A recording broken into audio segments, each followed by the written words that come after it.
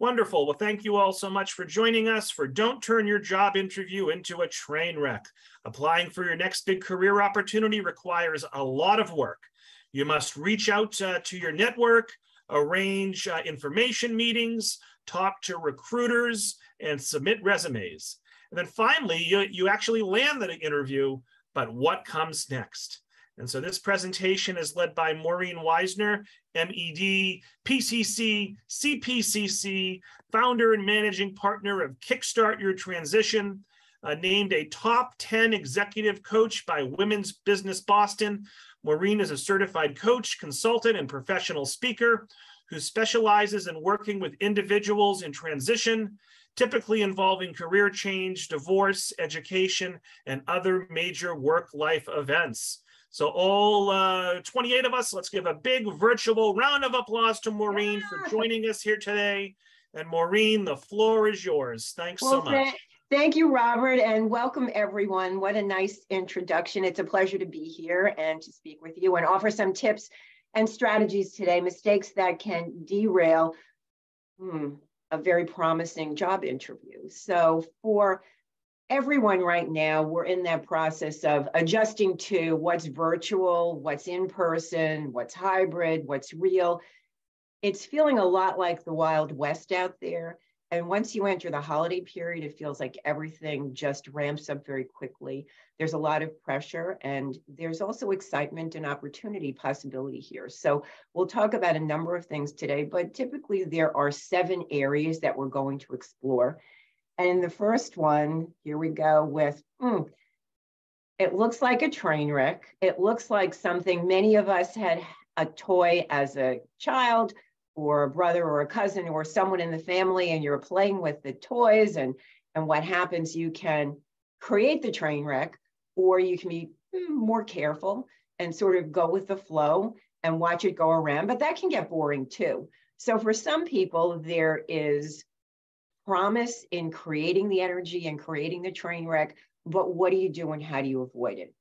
The best possible circumstances are that everything goes beautifully.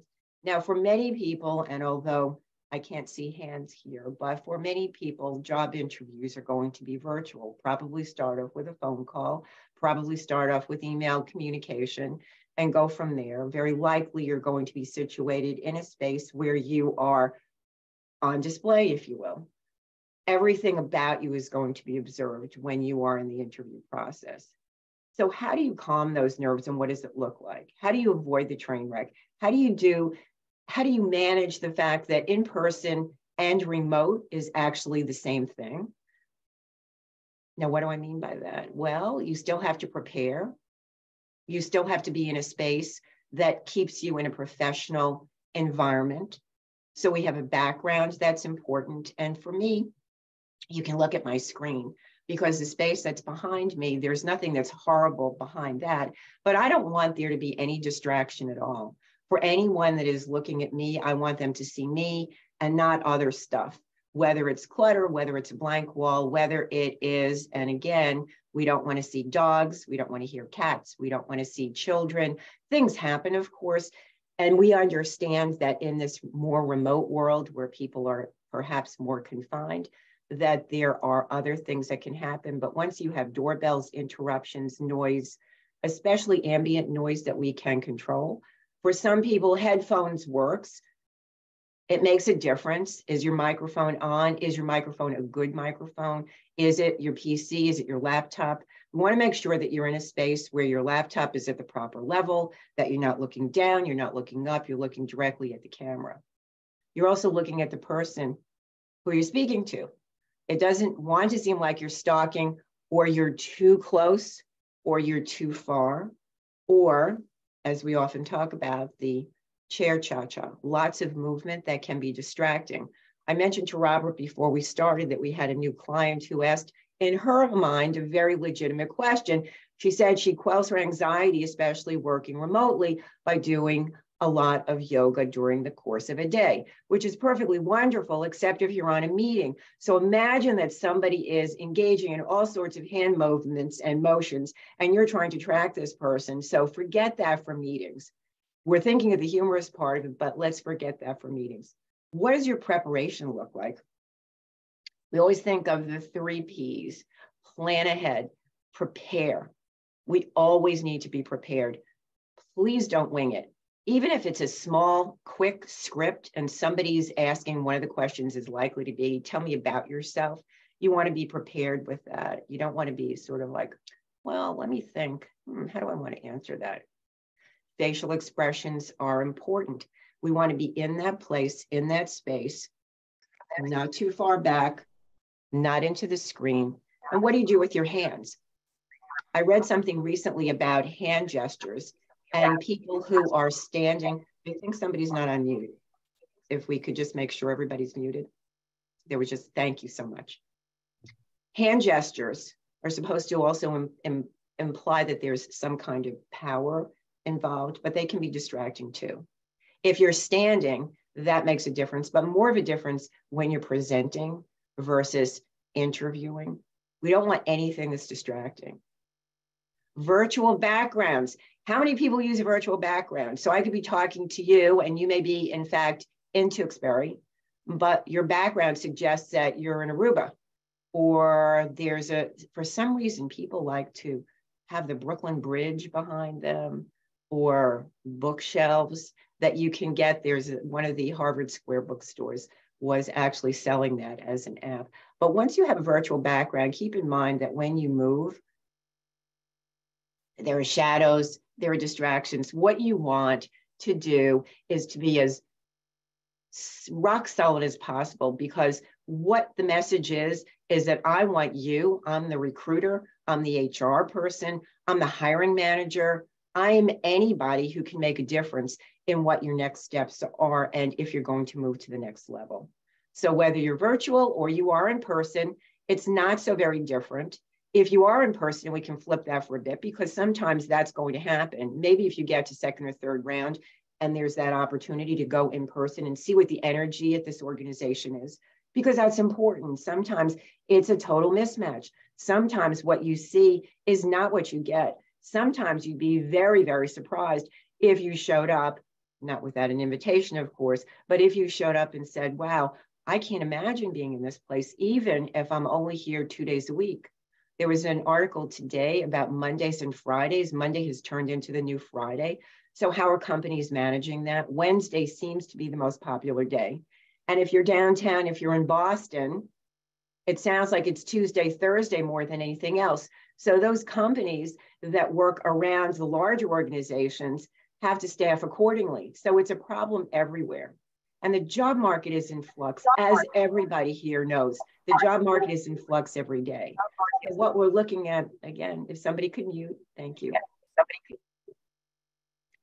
We're in this space right now where we really don't know. The statistics that are coming out saying, wow, the market has opened up and there are lots of job opportunities, but let's think about the seasonality of that.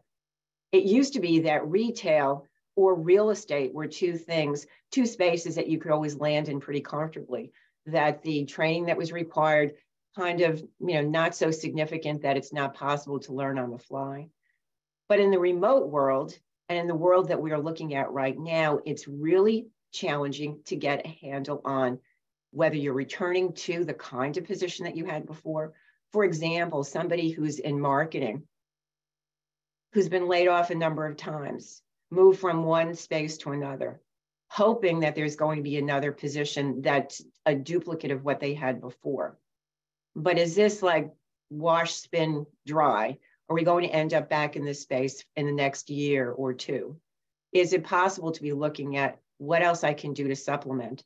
And I don't mean DoorDash or being an Uber driver, although for some people, that's a nice way to make connections, not feel isolated, and put some dollars in the bank if that's what they're looking at, if there's extra time. If you've been unemployed for a bit, or if this is new for you, this time of year offers lots of opportunity. Now, you may very well say, I can't go to another family thing. I'm embarrassed. I don't want to be in that space where people are asking me questions.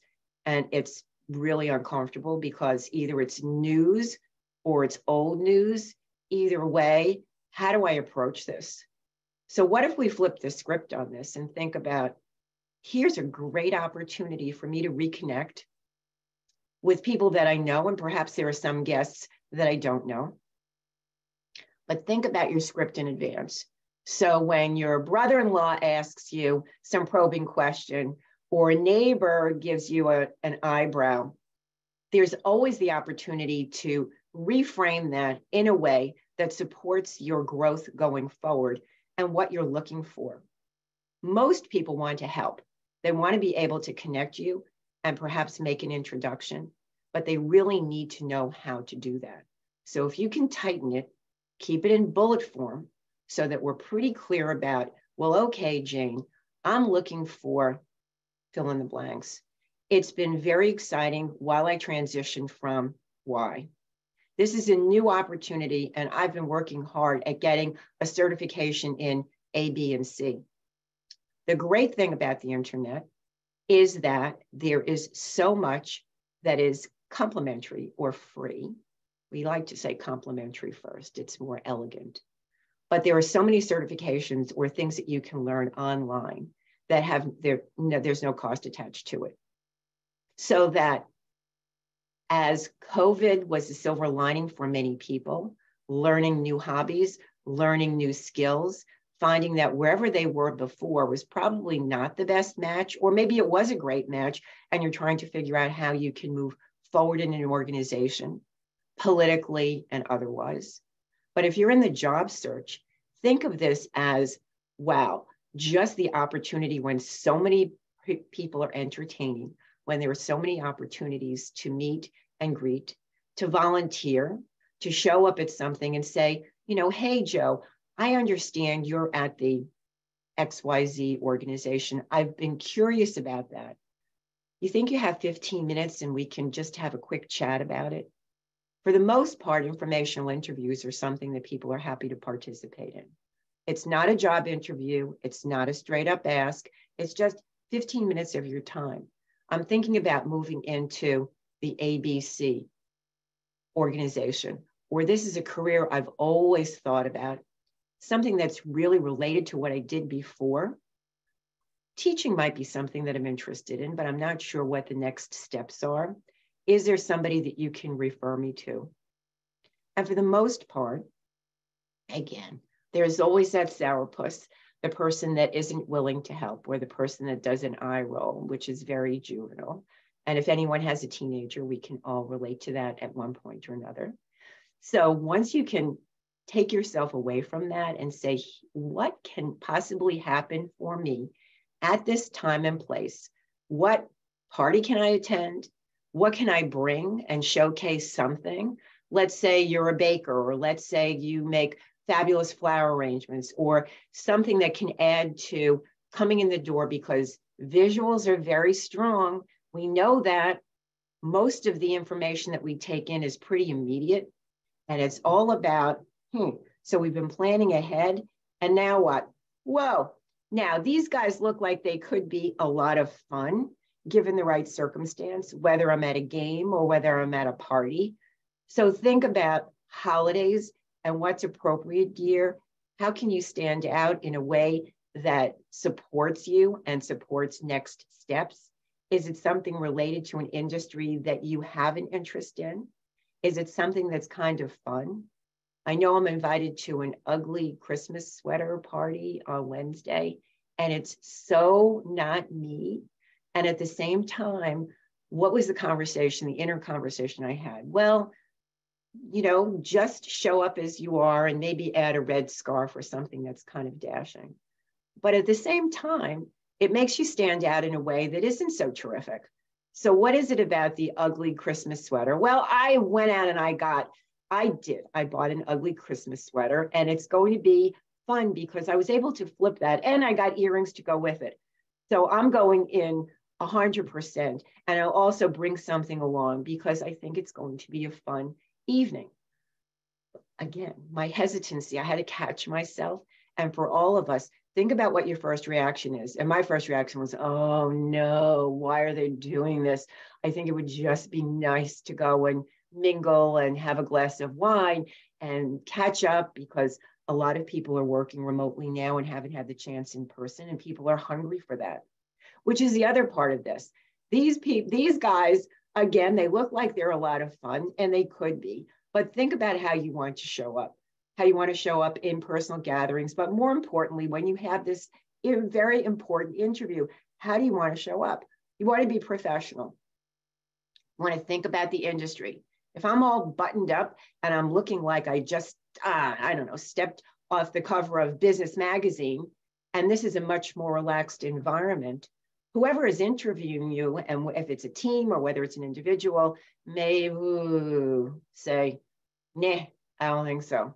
This probably isn't going to be a good match. And even though we'll go through what we have to go through here, I can tell right now, this is somebody who didn't do their preparation, who doesn't know what the company culture is like, who doesn't understand the industry, and they make all sorts of assumptions. Now, that's not to say that you didn't just fly in on the tail end of something else, but so what? It doesn't matter. When you have to prepare, think of it, prepare, prepare, prepare. Think of what your mother might have said. Again, you only get one chance to make a first impression, and that is true. 55% of the information we take in is visual. There's a statistic in here and it's escaping me at the moment, but there's a very small number, let me look. Oh, here we go. 38% is based on how you sound. So pausing makes sense, not rushing makes sense, and not speaking so it sounds like everything you're saying is a question. How many times does that happen? Unfortunately, and this is probably more gender related than not, but more women do the vocal fry thing where at the end, it just sounds like every statement is a question versus a statement. When you're interviewing, you want to exude as much confidence as you can, even if you're shaking like a leaf, because this is a job that I really want. It's really important to me. So when I'm setting up for this, a couple of things. One is if you're doing it in person, take a trip to the restroom before you start. And there are two actions that you can do. Amy Cuddy has written a great deal about the physicality of power in your body. And one of the things that she suggests, and don't do it in the lobby if you're in a building where you're going to be observed, but do take a trip to the restroom. And one is the power pose. And that is where your feet are planted squarely on the ground and your arms are up. For anybody who does yoga, I can't say that I do. I know enough about yoga to say, okay, sounds interesting. But for many people who do yoga, so you do this and arms up and feet squarely planted on the ground. Connects us in a different way. The other is if you are in a place where you can do this, and likely if you're in your home environment, to put your feet up on the desk and put your hands behind your head and kind of kick back. And there's a way that can settle your emotion. And that's before you go on a visual. So we don't want to see you doing this. This is a little too casual, but at the same time, you want to get as much energy and as much power as you can into who you are before you even start a conversation. Because once you are fixed on that, once you have that, believe me, it makes a big difference. If you have the luxury of a phone interview, let's say you don't have a receiver in your hand, you have something, let's hope not earbuds, because if that's the best way to do it, and for some people it is, but stand when you are having this conversation. Stand at your desk, stand where you are, make sure that you're not in a seated position, because we don't expend our energy in the same way. We don't put it in the same, we don't put it out as much. We tend to be too relaxed, and our voices, as a result, our diaphragm shifts in position. So it's much better if you can not be seated and stand up, but that would be distracting if I did that now, and I'd have to keep moving, so we won't do that. In person, when Robert ever gets back to it, but I don't know if that'll happen in Tewksbury because you have a much wider audience that you can reach this way. In person is different. In person is you can walk, you can spread, you can do, and so forth. It's a little bit different. But let's assume that this is still going to be an online kind of Zoom interview. And where do you want to be? You want to be on a seat that doesn't move.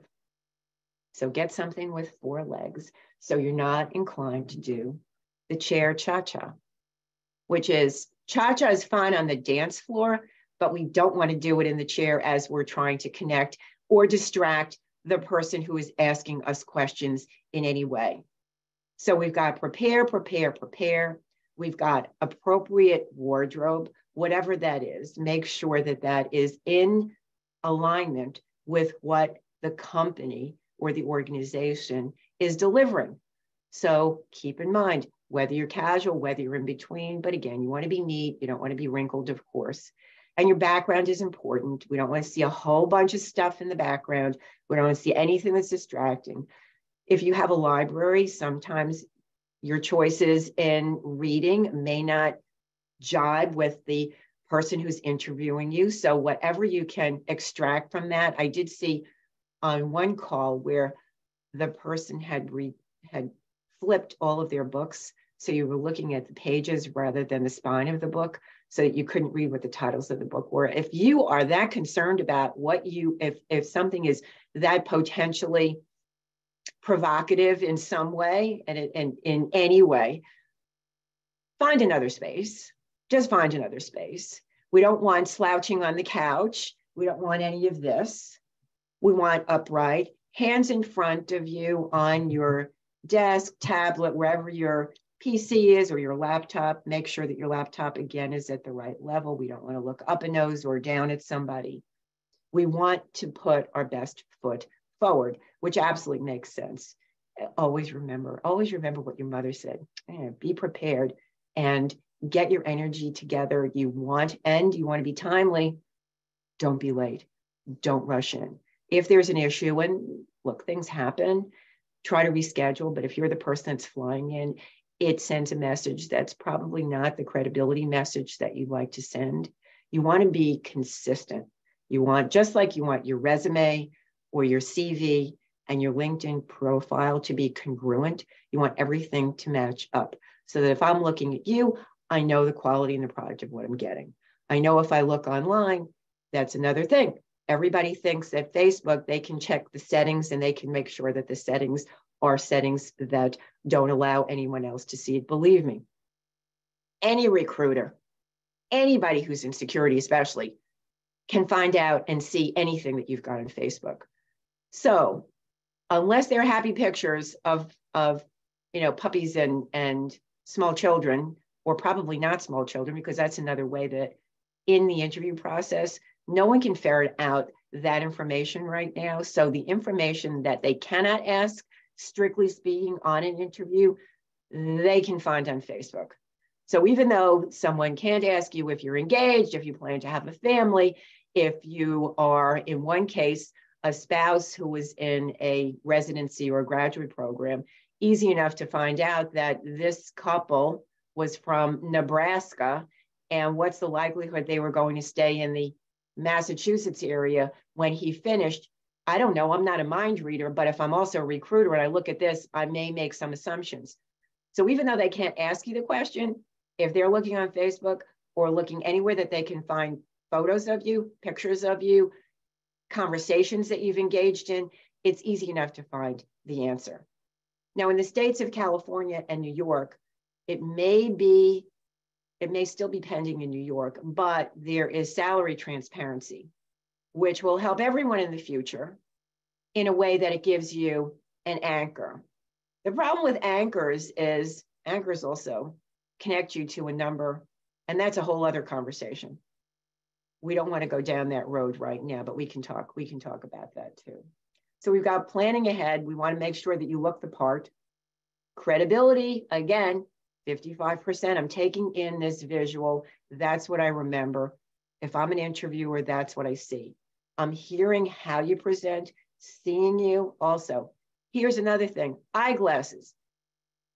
I had a client the other day, smudged eyeglasses, fingerprints on eyeglasses. What does that tell me? Lots. It could be nothing, but it could be a lot. It could be that this person doesn't pay attention. It could be that this person is completely wrapped up in what they do. And indeed, there are some roles that people can interview for where they could wear, and we've said this before, bunny ears and pink pajamas and work in the basement and probably have this little potential contact with anyone in the organization other than delivering on time, doing their work, and not being in that space where this is probably not going to be the conversationalist that you're going to spend a lot of time with, but project-driven and terrific. Every organization needs people who are at the front of the line, in the middle of the line, at the back of the line who are doing the things that the spokesperson in a gajillion years would never want to do, would make them cringe, make them want to have 3 root canals. And then there's the person back here who's saying, wait a second, person at the head of the line, you're selling something that we can't deliver. And let's roll that back a little bit. Even though we have to get those widgets out the door and you think widgets are exciting and this is what you're selling, we still have to make sure that the crating is here, that the time frame is here, that we can actually do this. And now with delays and everything, whole other conversation.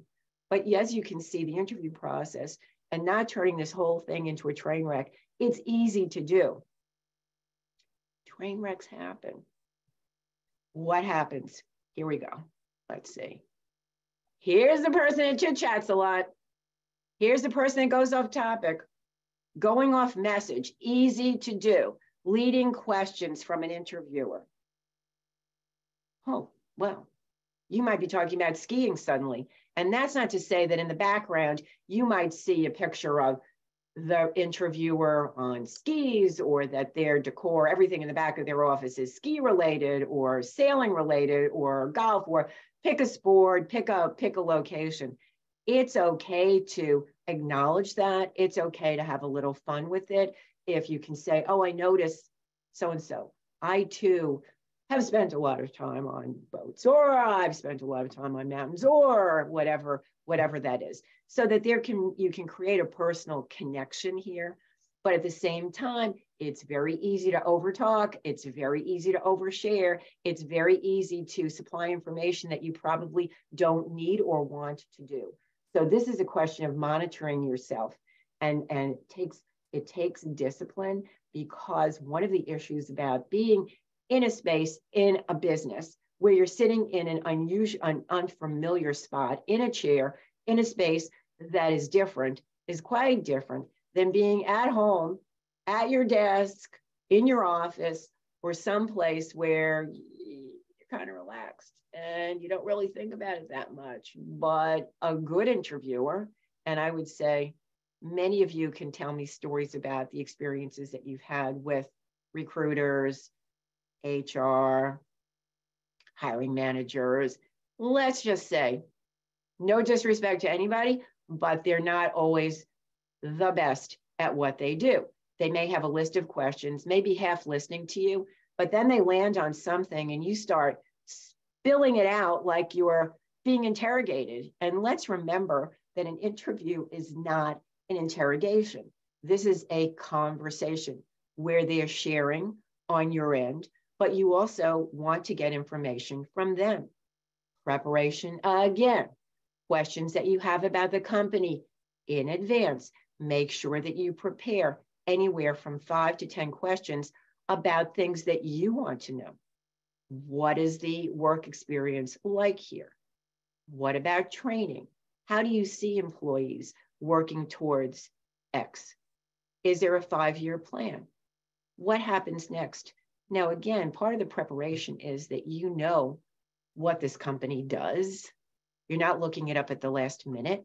You're not asking questions of the interviewer about those things that you should be prepared with and know in advance. Now, again, you don't have to do a deep dive. This is not an academic exercise in research where you have to turn in a multi-page paper, but you want to know that the company does X, Y, and Z, did A, B, and C, has been successful in this area. What are future trends? And you can also look at doing your own research and saying, in this industry, what might be a future trend? And who are their competitors?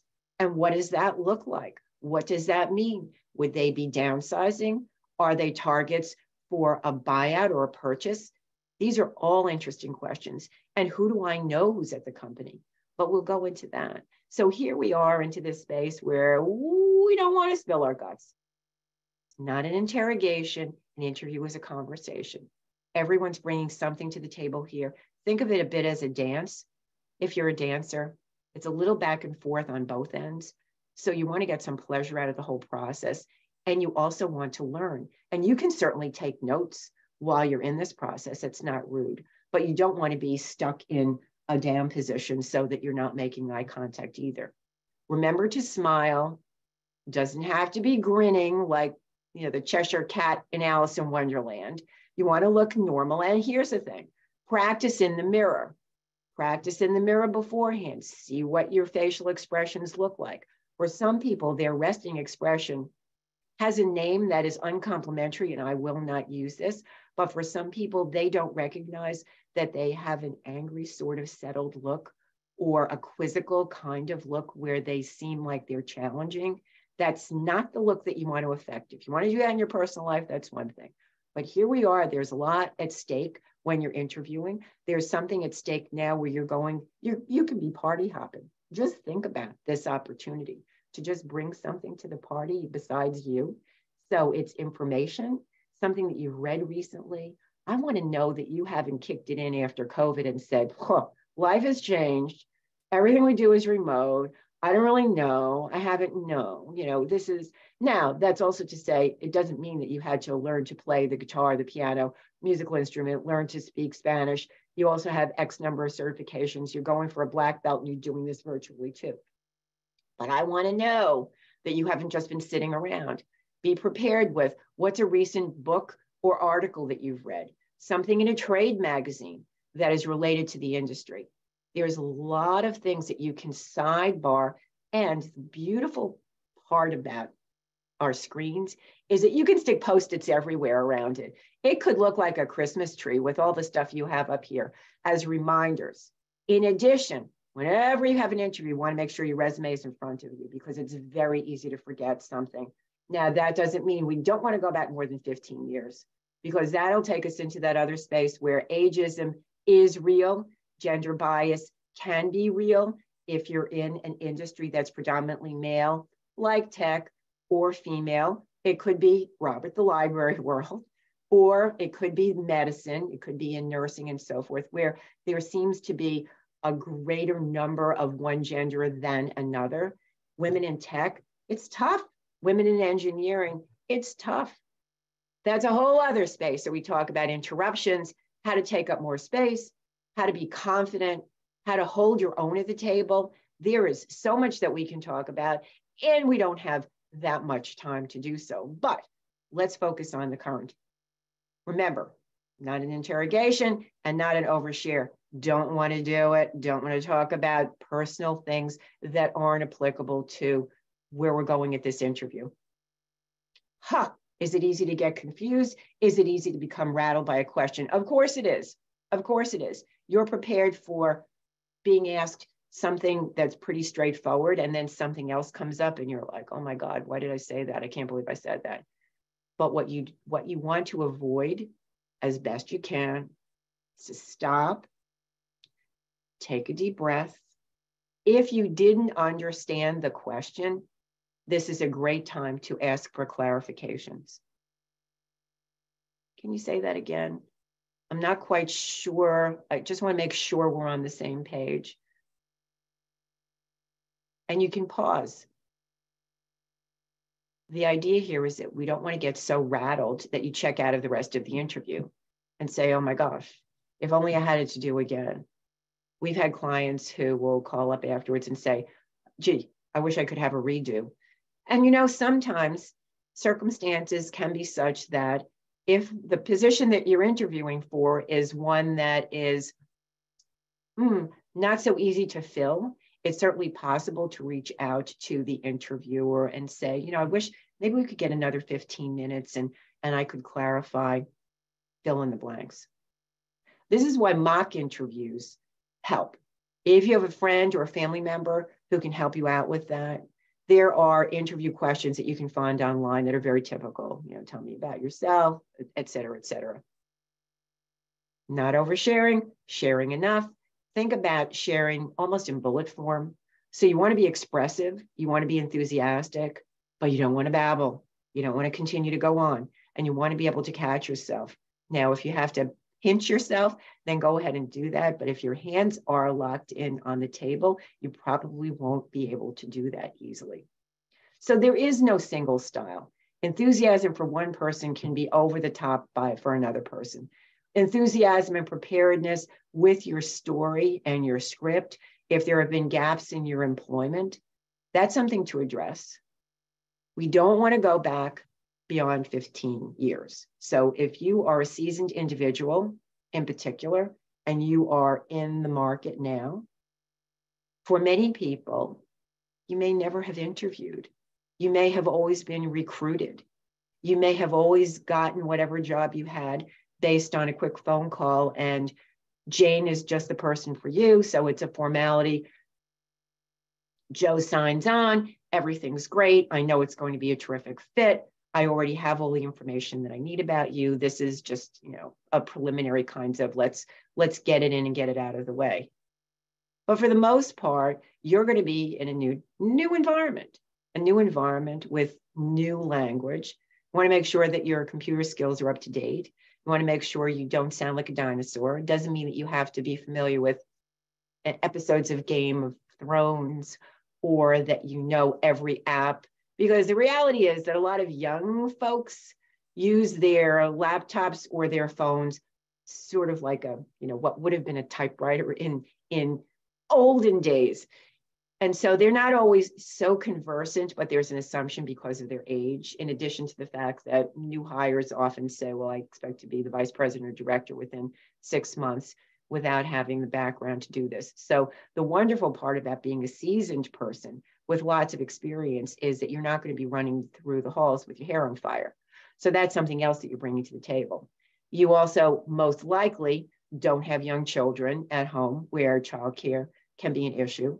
So there are lots of things that are coming to the table, but can't be addressed again in the interview process. It can't be who's living in your house.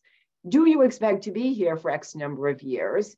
Is this, and all kinds of other questions. They may try to backdoor them, but most questions, I don't even think you can ask for a social security number now. There's probably everything that's illegal, especially in the state of Massachusetts. Everything is very titrated and probably very much by the book. So it's Q&A, question, answer. So make sure that you're prepared with questions that you want to have addressed as well. So we've got preparation, being on time, settling in, making sure all your stuff is here. If you haven't eaten before you have an interview, just grab a power bar or something. Don't think that you can last forever. If you need to take a break at a reasonable point, you can certainly ask for that. And it's fine because you can, again, compose yourself and come back. So that you're standing headshot on Zoom, you want to make sure that it's appropriate. It's not just your name if you have to go off video. And that's easy enough to figure out. That's there are enough YouTubes to help you. Remember that lighting is important. What's behind you is important. So no pets, no children, no noise. Now you can't prevent the deliveries from happening, but I don't even think they ring the doorbell anymore. It's more about a drop and run. So think about the timeliness of it. You want to make sure that you're prepared. You want to make sure that you've done some energetic kinds of movement beforehand. You don't want to kind of just slide into this, because let's think of this as in person as much as it is a virtual interview. Relationship building with the person that is interviewing you is important to the extent that you don't want to be in this whirlwind. If you lose your composure, and everybody understands that that happens to some extent, but you don't want to be oh my God, let's put my head in my hands and flip out. Composure, hard to do it. Breathe in. What does that look like? Here we go. Too much information. Very easy to overshare. And interviewers who are adept at this may ask leading questions. You don't want to be the person that takes the bait and goes down that road. You can certainly ask questions of your own at that time. And personal style is different, but think about this. Think about the no. And if this image helps you, then that's terrific, because it's too much information, not an interrogation, but also this person is not your friend. They are trying to figure out how to get you at the least amount of money to fill in the job. It's all about pain and gain. I have the pain as an employer. The gain is bringing the right person on board. So if my hiring department is doing the right job, or whoever's doing it offsite is doing the right job, then my pain is going to go away. But you also want to know who had this job before. Is this a new position? Am I replacing somebody? And in fact, if I'm replacing somebody, tell me a little bit more about what happened here. So you can certainly be in charge to the extent that you have questions, and you must be prepared with questions, at least 5 to 10 questions. Make sure that you have them clearly. So somewhere around your computer, your laptop, whatever, is going to be a resume copy. If you have to bold it and make the print larger so that you don't have to squint when you're looking at it, yay, terrific. But make sure that those questions are posted somewhere. So you want to keep an ear and an eye on what you've asked, because you don't want to be like the contestant who's asking the same question all over again, or the person who you had enough team meetings with who's saying, oh my God, this person wasn't listening at all. They're just piggybacking on whatever somebody else asked and are trying to take credit for it. And getting rattled, compose yourself, because your confidence, again, you can grab your confidence. I know that you can. For some people, it's important to wear something that makes them feel empowered. So let's say you had a promotion in a previous position, or that you had some experience that really connects you to your higher self, your greatest self, your most empowered self, whether it's a piece of jewelry, or whether it's something behind your computer that you can look at and it can make you smile. Something that reminds you of a time when you had an extraordinary experience, where you just did it, where you just nailed it. Because part of the interview process is also going to be about, tell me a story about your greatest failure, your greatest success. Doesn't have to be all or nothing, but you want to position yourself again. This is your time to brag, but not in a way that's obnoxious, in a way that demonstrates you can be part of a team, that you are a solution person. You are a problem solver. This is something that happened, and it could be related to, I don't know, maybe your sneakers, and you realize that something, the person who invented the laces that are they're elastic laces, you never have to tie a lace again. What a brilliant person that was. So even though it might not be related directly to this, if you invented something, or if you figured out a shortcut to do something, money-saving techniques that you brought to the table, either outside or inside your work environment, how did that happen? And thinking about your greatest successes, because we've all had great successes, even from when I go to clients and they're just in a place that's very challenging, we say, well, what was it like to get your driver's license? Think about being 16 or 17 again. You might have been a nervous wreck. You might have had to do it once or twice, or you got it, you nailed it the first time. These are confidence builders, but we forget about it. Just as we forget about the things that we're really good at, and we know what we are not good at, we know what we hate, we know what we dislike. We can make list after list after list. But it also is important to know what your deal breakers are when you're in the job search. So if something, and again, I'm assuming that there are people here who aren't so local, so let's bear with me for a minute on this. But going to Boston, previous to COVID, although the traffic is terrible, so if all of these people are working remotely, I don't know why everybody's on the road.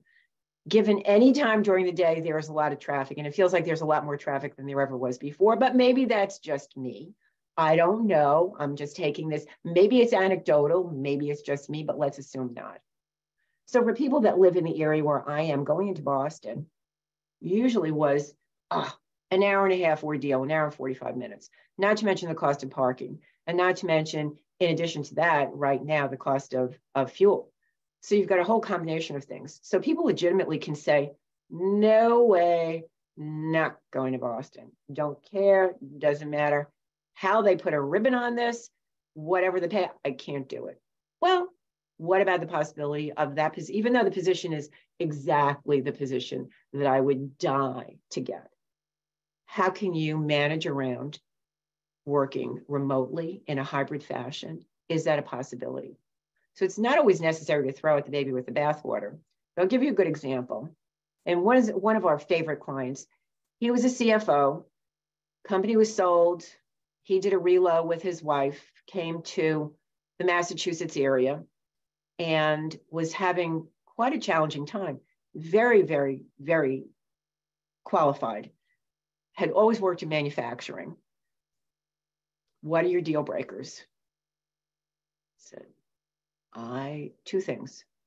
I want a parking spot and I want a window. I said, okay, parking spot and a window. Well, from his perspective, he was in manufacturing. He didn't have a parking spot that was close to the building, and he didn't have windows. And that was his combination of deal breakers. Not going to do it again. So you understand that. For some people, not going to do the commute. The level of satisfaction for individuals who commute under 7 minutes, it's probably closer to 15 to, 7 minutes is kind of extreme, but let's say under 15 minutes, is that much higher than people who have to commute distances. Now, in some cases, there's no choice. You have to do it. This is where the work is, and you have to do it. In a very previous iteration, my position was at the airport. I can't move Logan Airport. I can move myself, but I was already settled in a space that gave me an X amount of time commuting. Many years into that, you realize at the same time, there is a moment where, and now for many people, they've learned from COVID that their obligation to being in the car, and it can change. So if you have deal breakers around transportation, how far you'll drive, whether you have childcare, whether you have my favorite is rescue pet. Everybody adopted a pet, and here I am shifting position, but it's okay to do that. I'll give myself permission. But for every person that has a rescue dog who cannot be left alone, it's time to retrain your dog and figure out a way where you can actually work if there's a requirement to show up someplace 1 or possibly 2 days a week. So when we say deal breakers, we want to think about big picture. Is there opportunity for moving forward? Is there improvement that I can bring? Are there strategies? Is there a learning possibility? For a number of young people right now, they are saying, you know what?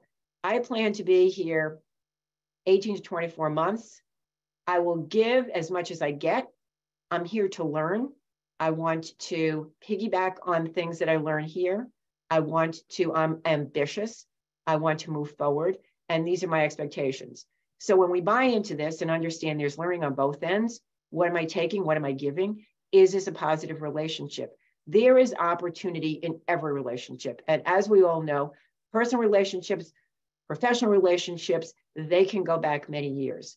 Here's the opportunity again to reach into your LinkedIn profile, check your own profile, make sure it's consistent, make sure it speaks to who you are and what you are looking for, and that your summary is something that's going to catch the eye of a recruiter. Recruiters, despite what they say, because they're not always truthful, I don't mean to disparage all recruiters, but they are online pretty close to 24/7 because they're incentivized to find the right person to fill the right spot, which is yay, hooray, that's a good thing. So think about that. If somebody else is online 24/7, what are you doing with your other time? Is anybody here, and this is a hand raise, even though I'm sorry I can't see your hands. Does anybody watch television here? Drum roll, people will tell me, I watch National Geographic. That's it. I don't spend time watching. And, if you dig a little bit deeper, you'll find out that people seem to have I'm not a big TV person. I have to say that it's just not my thing necessarily, except, again, whether it's a game or for particular, but it's not at the top of my list every day. So when you think about the hours or the time, even if it's 15 minutes a day, if you were learning a new language, you were learning a new skill, if you were playing the piano, if you were doing something, if you were playing with your kids, if you were taking a walk, if you were doing something that was building for you to create another skill, maybe another job, maybe a way that you could get out of the industry that you're in and take the skill set that you have, and you can meld those two things and move forward elsewhere. What was the show that was about paper? Mifflin Company. Everybody's going, oh yeah, I know exactly what it is. It's the name of it escapes me right now. But they manufactured paper, and paper was not the future. Paper, we need paper to the extent that we do, but paper is not the future. So when you're looking at industries, that's probably not one that you're going to say, whoa, that's exactly, I'm looking at being in the printing venue because everybody's buying physical newspapers now. No, people are taking their information in online for the most part. But we want to think about, what are trends? How are we planning ahead avoiding our personal lives, except for bullets. Yes, up skiing. Yeah, terrific. Love it. Don't want to be cold, but, and then framing it so that you're getting more information. You know, how does the hiring person see this company overall? You know, what's their experience when they're making placements? What is it like for a typical, what does a typical day look like?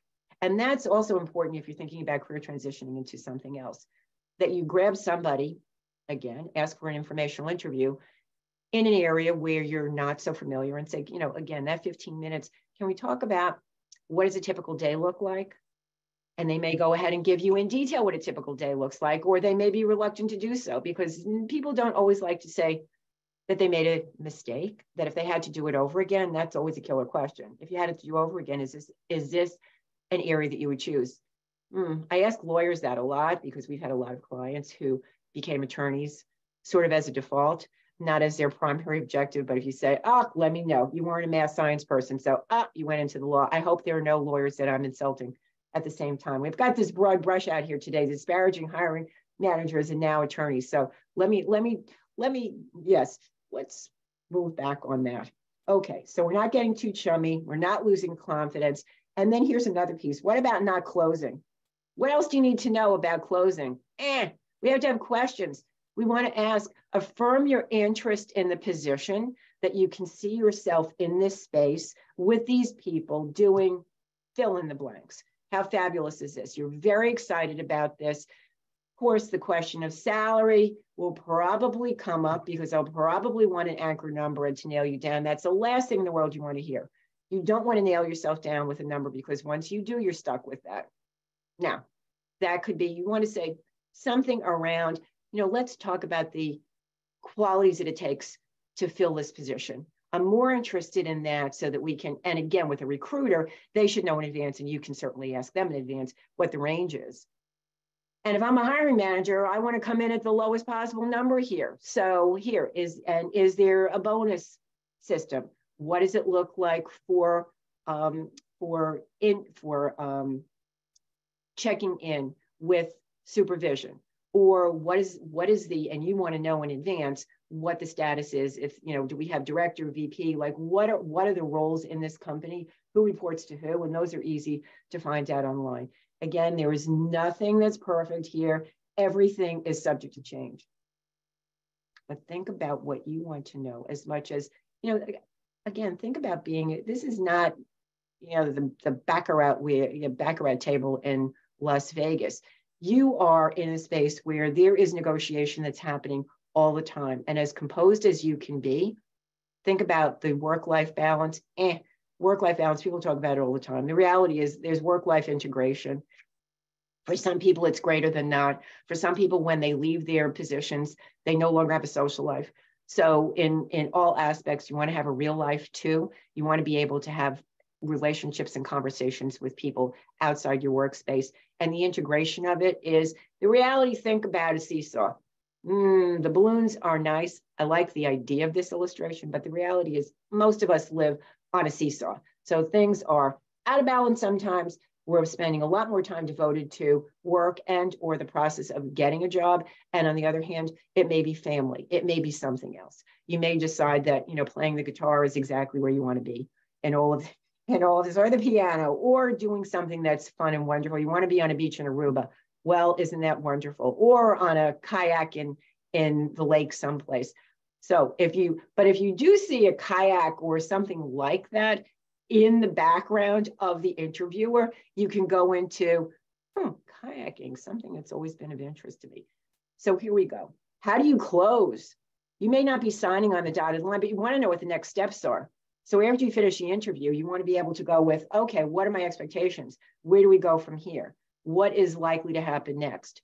And as always, thank you note immediately. You don't have to do flowers or something that's extraordinary unless you're in the creative arts and you want to send something that's, you know, kind of unique, but I think it's sort of overkill and unnecessary, but absolutely. And make sure that you check your spelling, you check your language, you make sure that everything is correct before you hit that send button. And don't make sure, because autocorrect I sent something just in a text the other day and I read it afterwards and said, what the heck was I, well, what did I mean? That's crazy. I had no intention. Well, yeah, autocorrect will do that. So as much as it helps, it can also sync your communication. Okay, then let's look at what's your superpower. Everybody has a superpower. We don't always think of it as a superpower because if it's our superpower, we just think that's something that we can do. But the reality is that what we're good at, sort of take for granted, assume everybody else can do it. And the reality is, not so much. So when you think about, and you can ask other people what they think your superpower is, and what would you like your superpower to be? You have the ability to change that and shift it. If you met Jane tomorrow and Jane said to you, you know, I'm an opera singer. I don't know Jane from a hole in the wall. Maybe I like opera. I might say to Jane, oh, that's terrific. Are you performing someplace? And she might say yes and when. And I might be very happy to go and hear her. I don't know that she is or she isn't. The point is that this is a new person. Networking and meeting new people out of the box who don't know who you are going to take you at greater face value than somebody who knows you intimately. Your brother-in-law who's working at the company where he doesn't want you there either, or your next door neighbor, or the soccer team coach who's saying, I don't know if I can recommend Jane or John for this position because that puts me on the line. So introductions are probably going to come from second or third level relationships that you have now. So don't assume that the only people that can do anything for you are the people that you know intimately. I'll give you a quick one because we're getting close to on time here. We had, again, let's circle back. I missed the end of our CFO conversation. So he had been going to making it to second and third round interviews and wasn't able to close, couldn't figure it out, very frustrated. So he said, let's take a break on this and do something else. What did you like to do as a sport, or is there some athletic endeavor that you love right now? So he said he used to be a runner. Okay, that could mean 100 different things. Don't know. Does that mean you just run around the block, or you run around, or you're on a track team, or you ran cross country, whatever it is? So getting some clarity on that. Long story short, let's go to a sneaker store that specializes in fitting people. So there is a place in Cambridge, there's a place in Methuen, they're terrific, they have runners clubs, they have all of this stuff. So he joined when they said, oh, beginners, we can get you back into it. Or if you never did it at all, we can get you back into it. Meets people, guess what? New people who wouldn't have met otherwise, 2 interviews, job landed. Doesn't mean it's automatically going to happen, but when you think about volunteering or doing something new, developing a new skill, one thing that people are crazy about, even though the weather doesn't help up here, but I don't even want to say it, pickleball. Now, many of you may say, oh, I can't stand it. I don't know what that is. It's for, tennis players hate it because they think it's for the unskilled who don't know how to play tennis, but they can just whack around things with pickleball. Well, it's the fastest growing sport for adults, and now it is kids. So when you think about things that you can do, some towns have indoor pickleball. You can sign up for a beginner's lesson. The point is that these are new ways to socialize. It takes the stress off of you and the job search, the calls that I've made, the spreadsheet that I have. Who have I checked in with today? What else do I have to do? There's pressure to perform, and that's very hard.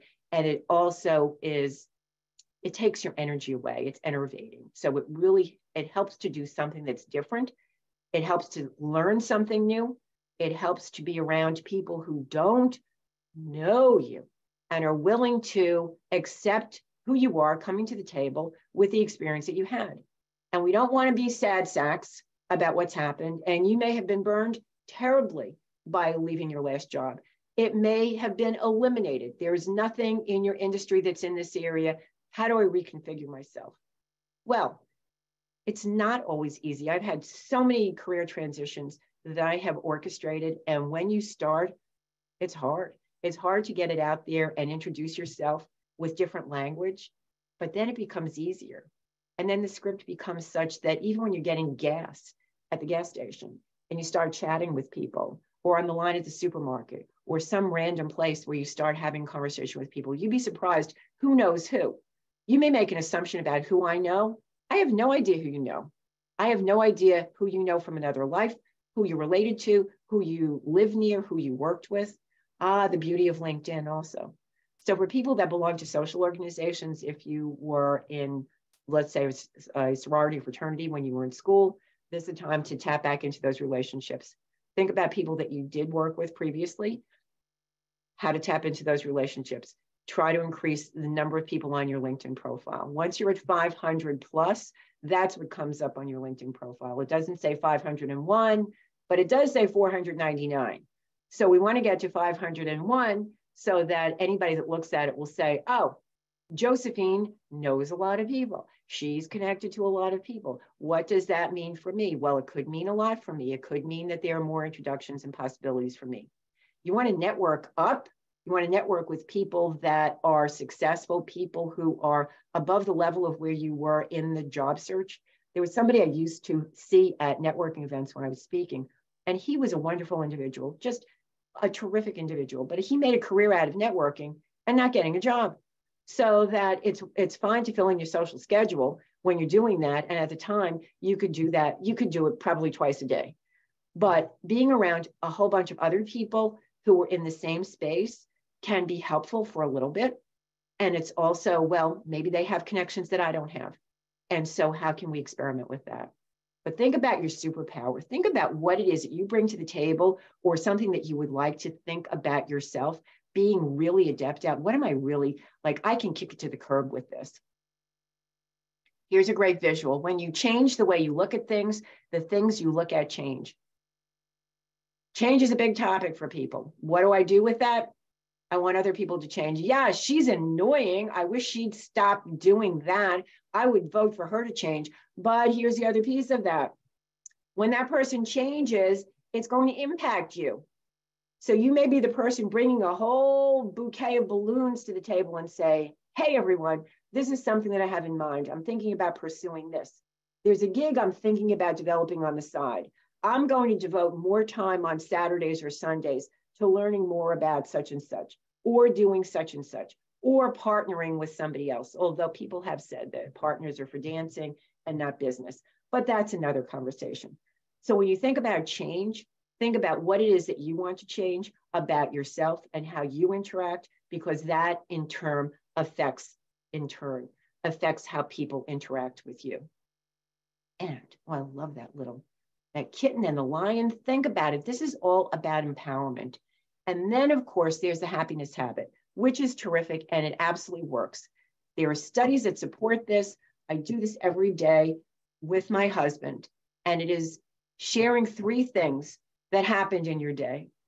And I don't care if that means, I was able to get the car inspected and there was no line. How terrific is that? Am I the luckiest duck in America, right? Or I was at the self-checkout and there wasn't anybody with 16 bags of produce and making me crazy because they don't know how to put the numbers in and figure out what it is. Why aren't they on the line with the cashier?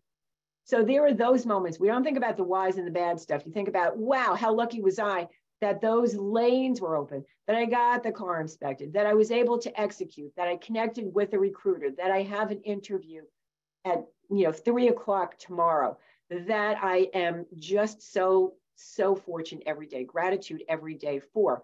Most people will say 3 things that they're grateful for, almost universally.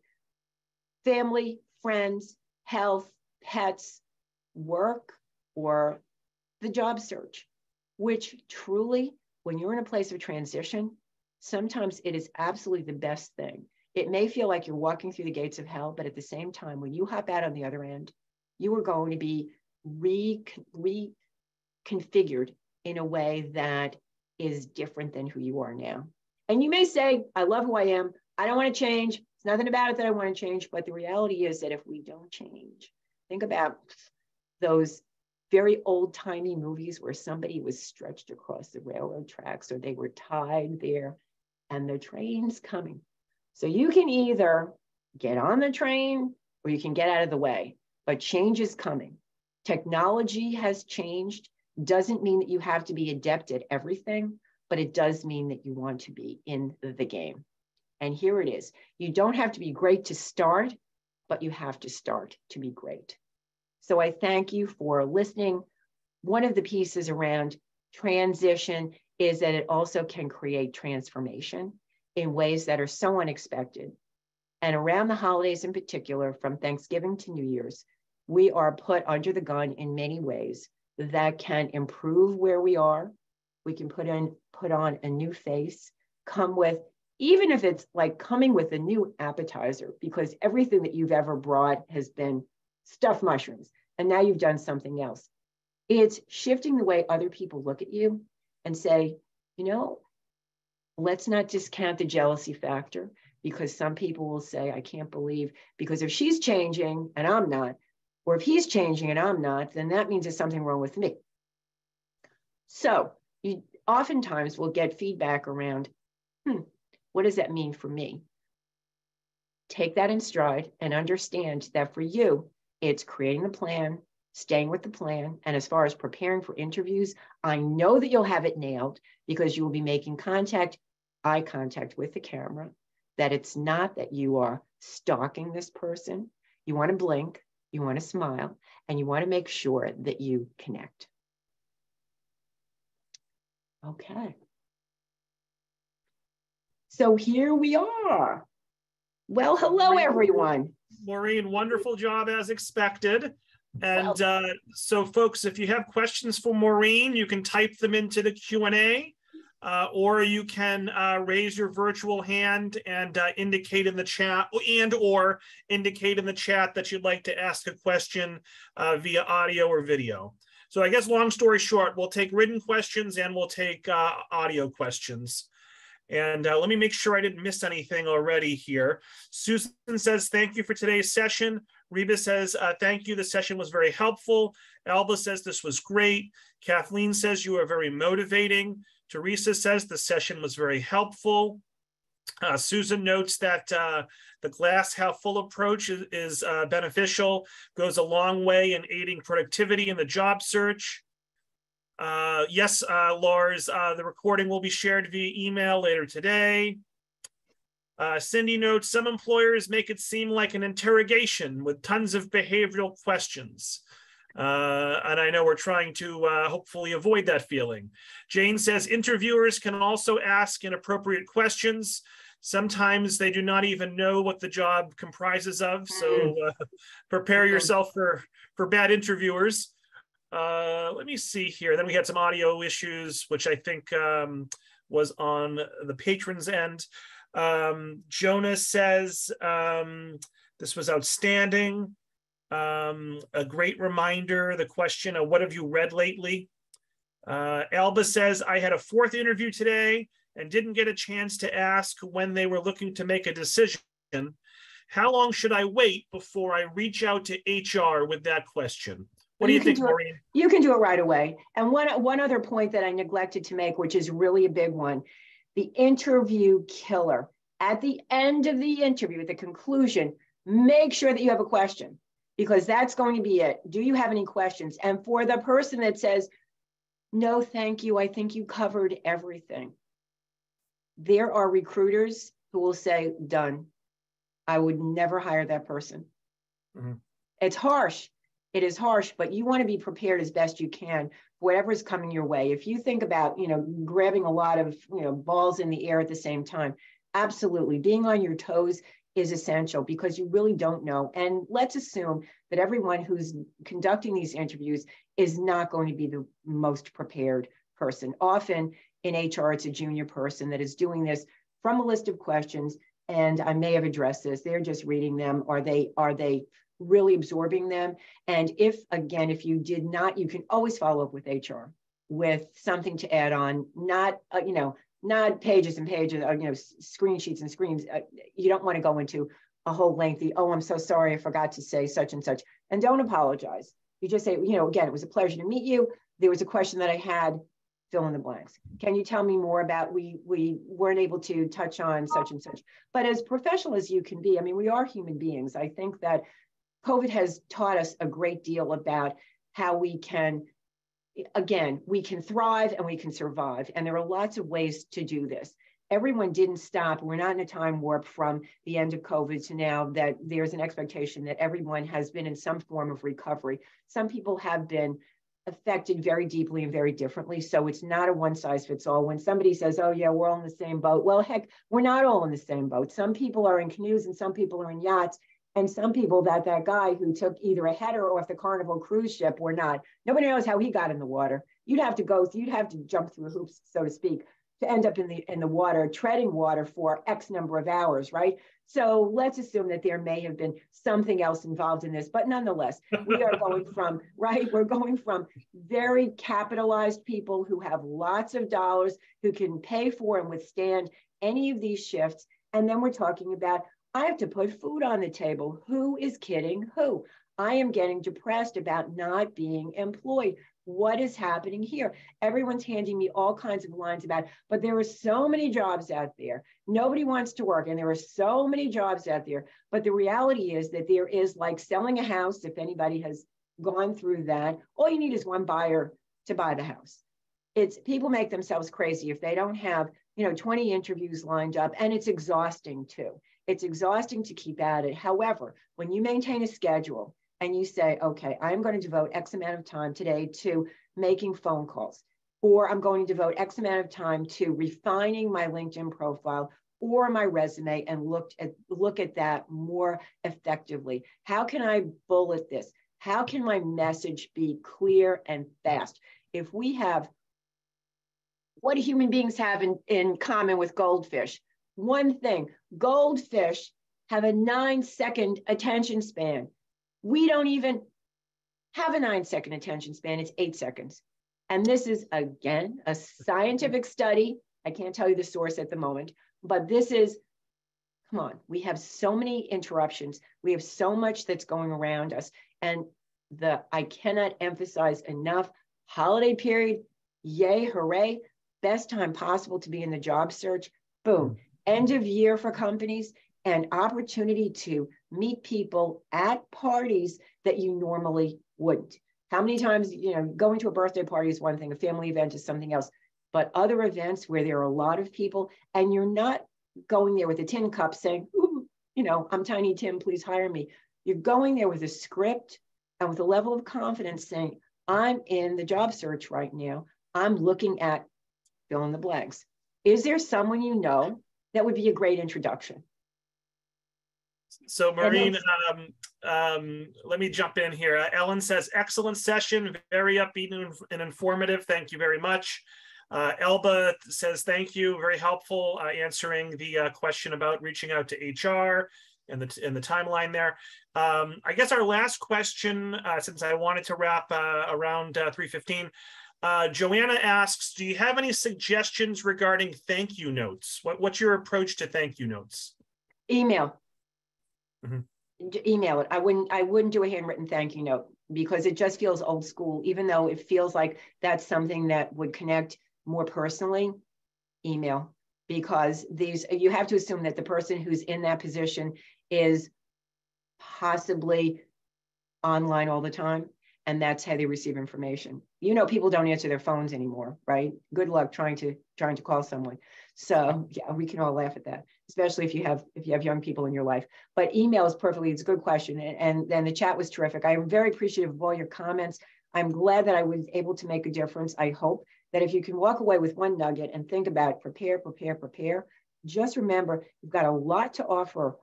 Everyone on this call has a lot to offer. Think about your superpower. Think about what you're bringing to the table. And also, what do you want to get on the other side of the table? You're not just coming with an appetite. You're coming with groceries too, if you think about that. What am I going to be able to feed this organization with in terms of my skill set, in terms of my personality, in terms of my drivenness, in terms of my ability to pivot, learn, and make a difference? And Maureen, do you want to reference the handouts that you provided me with that I'm going to email to everyone? The handouts are terrific. I hope you will enjoy them. The first one is a career and job change exercise.